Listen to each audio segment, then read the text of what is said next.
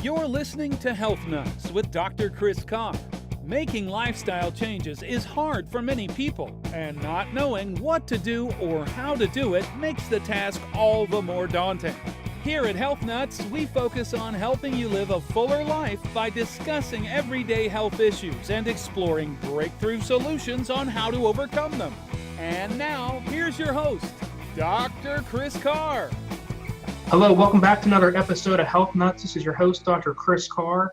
I have an awesome guest this afternoon for you, Kathy Parry. She's a speaker, author, energy expert who helps exhausted and burned out people become more energized, productive, and fulfilled. She helps others understand what real whole foods are and how they affect health and vitality. With degrees in business and food management and a certification in plant-based nutrition from T. Colin Campbell program at E. Cornell University, Kathy encourages others to live their most energetic lives. Kathy speaks at events nationwide and helps others through dynamic corporate wellness programs, events, and keynote speaking. Kathy is the author of 3 books: The Ultimate Recipe for an Energetic Life, Hungover, Sleep Deprived, Overcaffeinated, and Living on Pizza, and Eating for Energy, 4 Seasons of Real Food. She is the founder and creator of Tame Your Sugar Monster program, and she lives in Pittsburgh, PA, and is the mom of 4 kids. Kathy, awesome stuff, awesome background. Welcome. Thank you. Thank you so much for having me. Looking forward to hearing your story. It's a powerful one, and I'm just so excited for you to be able to share it with the audience. We're going to touch a lot on today with sugar cravings, and you're going to really give your 2 cents, what you've been teaching tons and tons of people through the years on getting their health back through this big toxic issue we have now with sugar. But we got that formal intro out of the way with. What's the informal? Describe yourself for us. Absolutely. Well, the informal is I'm a foodie by nature. I've always been into food. You said that my minor in college was food management. I used to sell food, big cook. When I started having children, and I'd always played with becoming a vegetarian. I just knew it was probably a more healthful choice. So I went that direction because I was exhausted. You have 4 kids in 7 years, you're going to be kind of exhausted. It's a lot of work. A lot of work. And so I started making these really healthful changes. But it was my 4th child who really taught me about exhaustion. And you might be thinking, well, yeah, of course, 4 children. But my youngest, Merritt Joy, she started having seizures when she was about 10, 11 weeks old. And I didn't even know they were seizures. I had a 7-year-old, a 5-year-old, and a 2.5-year-old. I didn't have time for something that looked like a little hiccup. When I finally thought, it's gone on a little too long, I took her to the doctor. Very long year turned out to be in front of us. So they were indeed seizures. The doctor said, well, we'll do these tests. And then we go back a month later and they said, we'll do these tests. What was happening in the meantime is she was sleeping up to 20 hours a day. I couldn't wake her to feed her. She was starting to, she wasn't gaining weight. She wasn't developing. And at one point, the neurologists looked at us and said, well, I'm really starting to hope that as she gets a little older, we just find out something's wrong with her brain. And I was like, that's like the worst thing you could say to me. Why would you want her to have something wrong with her brain? And he said, well, I'm starting to suspect it's metabolic. Mm-hmm. Like, metabolic. I'm trying to, in the moment think, what is metabolic? And he's like, I believe her cells are not metabolizing food into energy properly. I said, well, what's our next step? If I'm not willing just to wait to see if it's her brain, or he goes, well, you got to go to Atlanta. There's a specialist there. Took her there, waited 3 months for the results. The results came back, and it was indeed a metabolic disease called a mitochondrial disease. And for people listening who may not know what's going on in the cell, at the cellular level, mitochondria play the role of converting that food into energy. So my daughter basically made no energy. The doctors called us in and they said, the best we can hope for is about 2 years. Well, all I heard in that moment was food and energy. I was a foodie. I'd kind of gotten, pretty into it by that point. And I said, you know what? I'm going to figure out exactly what is the best way to fuel a body. So that's what I did. And she woke up And she started being awake more and more, like what was appropriate for her age. She turned 15 last summer. Wow. She is severely disabled. That's part of her disease. That'll happen. A lot of that happened in the first year. But, she's never been hospitalized ever again since then. And she doesn't get colds, no strep throat, no ear infections. And so she's my healthy little girl. So that has inspired me to help people figure out the energy piece. That pretty much takes out the why into why you do what you do. I mean, you pretty much hit the nail on the head. But so with that story, so from 2 years that they gave her, now how old is she? 15? 15, yeah. I mean, that's just something else. So kudos for you, and thank God that you knew going into it, you had already had a game plan with yourself in place. Yeah. Who knows what happened? It would have been a different household. Exactly. Yeah. So I always like to start off this because there's going to be so much content to go over, and we're going to touch a ton on inflammation and sugars specifically. But before we do that, I always like to start off on just a positive affirmation, a quote, something maybe you tell yourself or share with your clients. What do you got for us? Absolutely. Well, this actually hangs in my living room above my mantle, and it says, "Life begins where your comfort zone ends."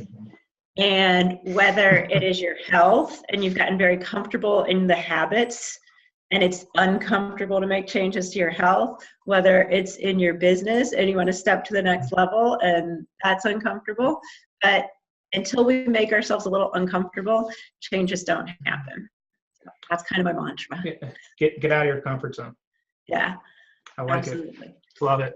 The title of your second book, which is just, I love it, because I think you described probably 80% of the United States in that title. And it goes into, I mean, you touched on over caffeine, too much caffeine, pizza, and I know we're going to touch a lot on sugar, but that second book title, how'd you come up with that? Okay, that's a great story. Actually, so that book is written for the college market. At the time, my daughter was a sophomore in college, and I was starting to see exactly what was happening to our young people during this formative 4 years. And I was actually driving her back to school, and I said, "Talk to me about what's going on. I feel like maybe I need to be reaching out, to this demographic." And she said, right in that moment, she goes, "Mom, everybody is hungover, sleep deprived, over-caffeinated, and eating junk."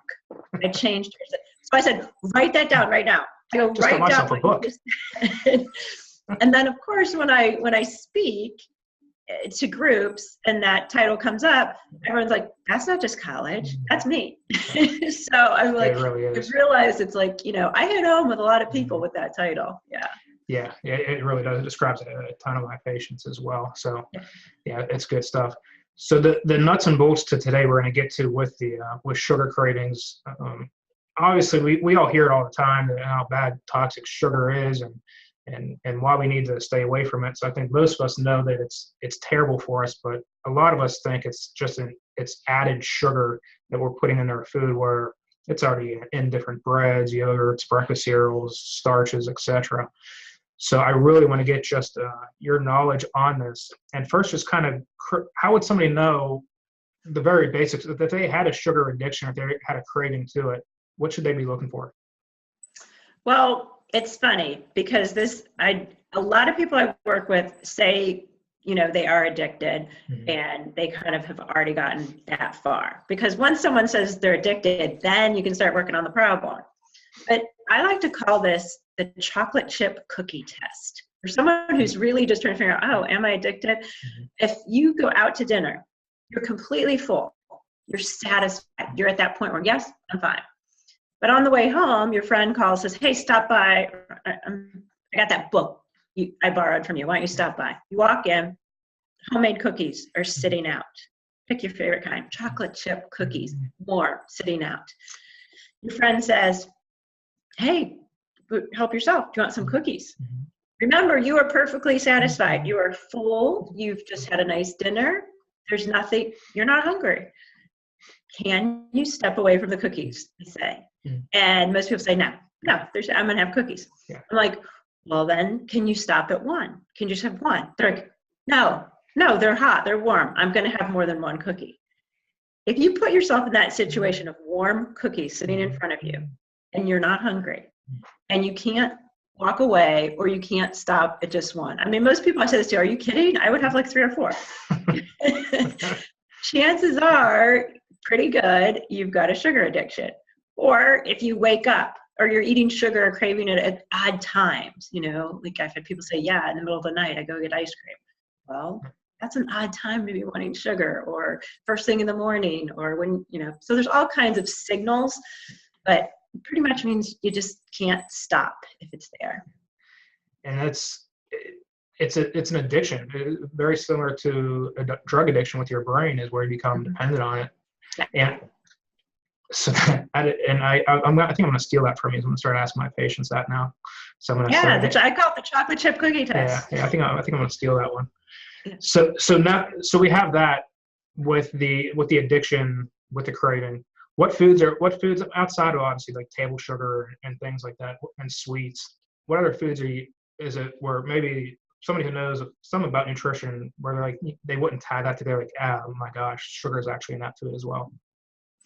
Well, a big thing, and I talk about this when I do this program, I have a whole section on it, is carbohydrates. And I see people when they are trying to wean themselves from a sugar habit, they're like, oh, well, I just eat pretzels now, or I just, you know, I'll eat a bagel now instead of a muffin. But your body knows how to convert that, and it goes right to sugar. So there's a real misconception about how things are broken down in the body, and you know that white flour, anything with white flour, is basically, you need to be looking at it like sugar. It's huge. Yeah, that's a big one that I deal with. Yeah, anything. I mean, the color white you're talking. I mean, white flour, white rice, white bread. So there's this big gluten-free movement that's going on right now with a lot of folks having celiac issues or issues with gluten. If they stay away from the white, what about the wheat? Are they still getting sugar and wheat stuff? Absolutely, they are. Yes, I mean, yeah, there's a few more nutrients. The way I say it is, there's a few more nutrients in wheat. You know, if you're saying you're going to whole grains, but they're still going to convert. So the biggest thing, and you mentioned the gluten-free thing. I have such a hard time with this with a lot of people. Yes, gluten can be, you know, damaging to the digestive system because we've kind of overdone it. But a lot of those replacements are so high in sugar. You know, rice, flour, pasta. It's just, you know, sugar. So yeah, I tell people, watch the gluten-free. Anything packaged is not going to be good. Yeah, so I think it has now being a buzzword. Like in the early 80s, we had this big low-fat, no-fat movement. And one of the ways they did that is they processed the heck out of all these foods and make them low-fat or no-fat. But yet we're the second most obese country on planet Earth right now. Yeah. So if that low-fat, no-fat movement was working, we'd expect to see some better results than the obesity epidemic that we've got going on right now. But with the gluten, so something that's gluten-free, the process that takes place with that gets broken down. So how are they making it gluten-free? What are they doing to it? You're saying specific products? How are they making it? Yeah, so chemical-wise, like we know, in order, because it's not being man-made gluten-free, so we know they're putting they're going to be stomping out with different chemicals and ingredients. So with that being said, outside of having a celiac issue, we don't want people just to go necessarily gluten-free, right? Correct. Yeah. I mean, more than anything, it's a portioning issue in our country. You know, can you have pizza? Sure. Why not have pizza once every other month or once a month? I talk to people, it's weekly, and sometimes it's twice a week. So if you're using that and then not putting in nutrients the rest of the week, you know, you're not building up your gut health, you're destroying it with the product. So yeah, you're going to end up having problems over time. Yeah, I couldn't agree with you more. Well, with the recommendations, we had the FDA out there that recommends, they're recommending 12.5 teaspoons a day. Ballpark is about 50 grams per day. But yet you have a World Health Organization, they're recommending 25 grams per day. Okay. One, how do you tell your clients to monitor their sugar intake, and how? I don't agree with their 50 gram the FDA recommends, much like I don't agree with their food pyramid they recommend either. I mean, it's all loaded. I like to flip it upside down, and then I would agree with it. But so with the amount of sugar, what do you tell your clients with how to monitor their sugar intake and what they can do from that aspect? I do stick with the 25 grams. What I do with my clients, because it's easy to remember, I always hold up a Hershey bar. And I'm like, I know you know what a Hershey bar is. Everyone's had a Hershey bar. A Hershey bar has 22 grams of sugar. Wow. So every time you're looking at a label, every time you're looking at anything, I want you to keep that Hershey bar in mind. I did this with myself because back before my fourth child was born, and even though I was doing all this great healthy stuff, I had a habit. I dropped those kiddos off at preschool and I would hit Starbucks because it's like, yes, finally time to myself. And I love it. And I get a mocha, and I'm like, I had no clue that the mocha, I'm eating a vegetarian diet, but I'm going out for a mocha. 2 candy bars worth of sugar in that thing. So I started obviously weaning that out once I found it. So I recommend to people, everything you're eating, wherever you're going, start doing the Hershey bar test. Start looking for where it is. It has to be awareness is the first step. Because we know that, the awareness, so I think that's a great way to take away from it. That 25 gram level is completely on the same page with that. I know one of the apps we'll kind of put folks onto is maybe do a food diary, like a MyFitnessPal, where they can put their food into it for a couple weeks just to see what they're taking in. And that allows them to see exactly how many grams they're taking in per day. But we know sugar gets processed, and when it gets broken down, it's going to eventually turn into fat. And most Americans, when they work out, we know most of them are sugar burners, but we want them to become a fat burner. What types of foods, what can they eat to quench that craving instead of the sugar that they're addicted to? Well, first things first, I like to say this is a breakup. That you are breaking up with, somebody, something that you loved. You loved this thing so much. So I equate it to, when my kids were in high school and they went through a breakup, I had to be there to coach them, to help them through the breakup. So anyone who thinks this is going to happen quickly is wrong. So that's always my first piece of advice. Take time. You had a love affair for a long time. That breakup is going to hurt. So it's not going to be like one day you're going to wake up and say, I'm going to quit sugar and it's going to be easy. It's not. So first step, acknowledge that it will take time. Then you're going to have to slowly, I'm not a fan of the detox. I'm not a fan of I'm quitting today. You're going to have to slowly start replacing foods that you liked, or else you're just going to feel, everybody knows if you move to deprivation, you're going to go right back to habits. Right. So my first advice is generally start with fruit. You start having that sugar craving, go eat an apple and a big glass of water, because often the signal we're getting from our brain is dehydration. So drink a big glass of water, have a piece of fruit. That's always one of my first steps. To do it. Yeah, I think a lot of times we get, which is an awesome tip you just gave right there, is a lot of times we think we're hungry when actually it's dehydration. And we're actually thirsty, and it's just our brain telling us that we think we mistake that for being hungry. That's awesome, because I share that one all the time. What so get into some health nuggets that take away. I'm a big fan of giving the audience things they can do right now, health nuggets that you can share, something they can use to improve their health. What are the 3 biggest ones that you share all the time? Well, I like to start at a starting point, because if you jump in, again, right in the middle. So my first thing is, and you kind of touched on this by keeping a food diary, it's awareness. Yeah. You absolutely have to have awareness before you make any changes. So I think the food diary thing is something I always start with, and just spending a solid week in discovery mode. Like, don't spend a week like, oh, I'm not going to eat it. I'm not going to eat it. If you give yourself that week to actually discover, go through your cupboard, go through the grocery store. If you eat at a certain restaurant often, go on their website, look up, that salad dressing has 12 grams of sugar. What? So really, my first nugget is definitely discovery. So think of that as your first step. The next nugget I give always is, when that food item is going in your mouth, stop in the moment and say, what am I feeling? What is the emotion that I'm feeling right now?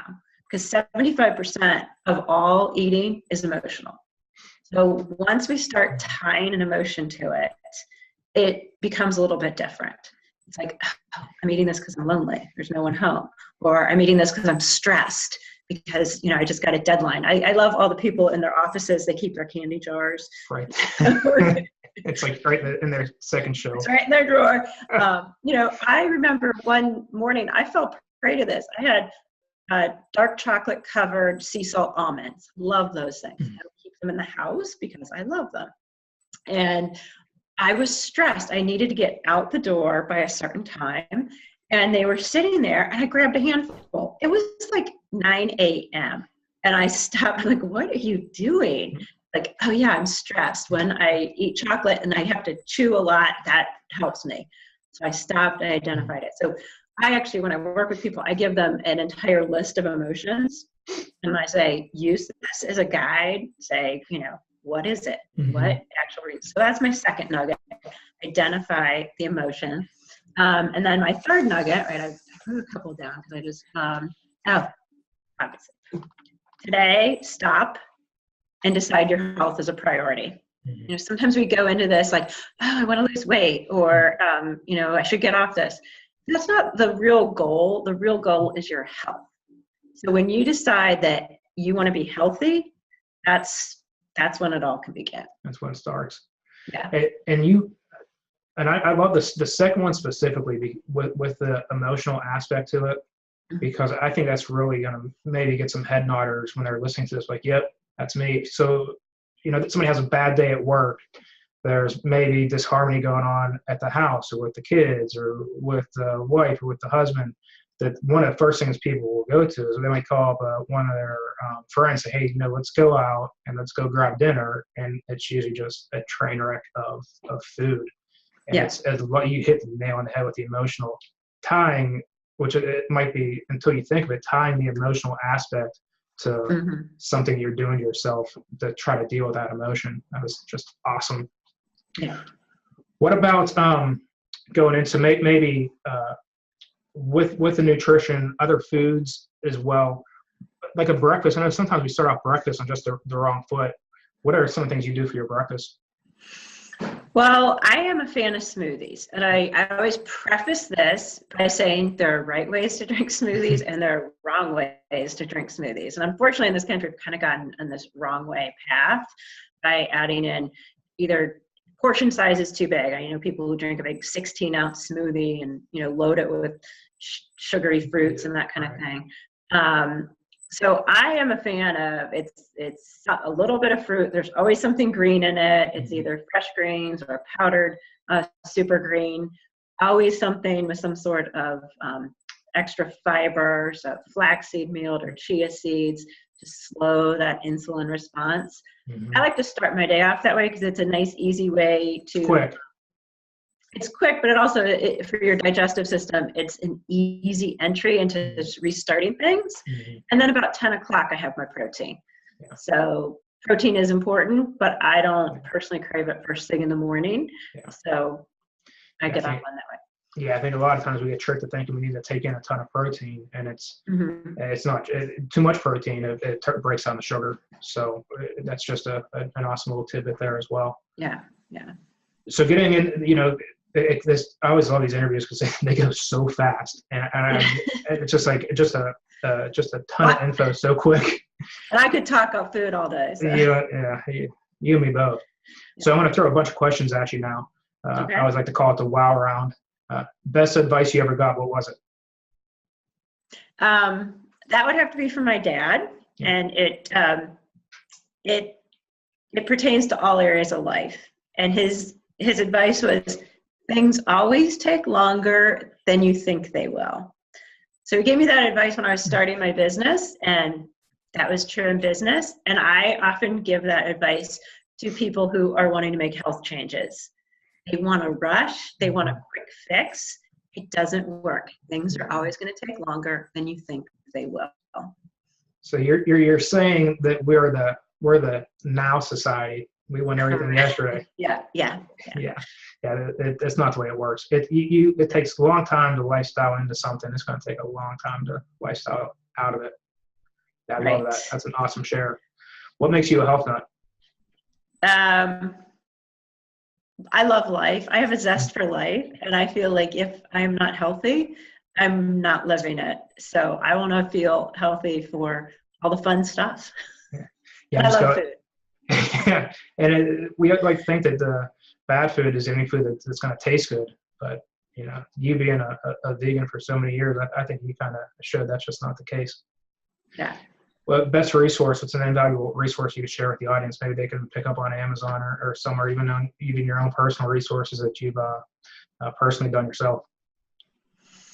Well, it's funny because when I saw that question ahead of time, I was like, I started thinking, all these books, I love these books and these are great. And then when I really got to it and I thought, what is the best resource? The best resource, I think, is a group of like-minded individuals. Mm-hmm. So if you are trying to make changes, be it with your health, be it with your business, to surround yourself with some people who believe and want the same things, I think that's been most critical. In my business, I have an amazing mastermind group. I hire coaches, so people who can see where I want to be. That's why I tell people, I'm like, go hire a health coach, work with someone, someone like you have it in their best interest. You get it. So if you want to make changes, surround yourself with people who understand that. Yeah, that is, I can't say enough about that, because a lot of times, when folks are trying to change themselves, they go online and they just try to see what's online and maybe just read a couple articles and they try to go at it by themselves. And then 2 months into it, they're frustrated. And then they just give up and then they're just back to their old routine. So that was an awesome one. And everybody out there needs a coach. The best professional athletes in the world, they've got coaches. Exactly. And so somebody out there who's struggling, who they're sick and tired of being sick and tired. They've maybe done and tried some of this in the past. They failed, and they're just listening right now, and they want to change. What can you share with them? I would share, get out your calendar. Get out your calendar and actually schedule. Make it important. I say, if you got a call from the school principal and the school principal said, we got a problem at school, you got to get in, we got to have a meeting. Or your best friend said, hey, I'm having an outpatient surgery. Can you take me? Your father-in-law says, I need help around the house this weekend. You've told yourself you don't have time for this. You don't have time to cook. You don't have time to shop. You don't have time to work out. Mm-hmm. But when someone else needs you, you find time.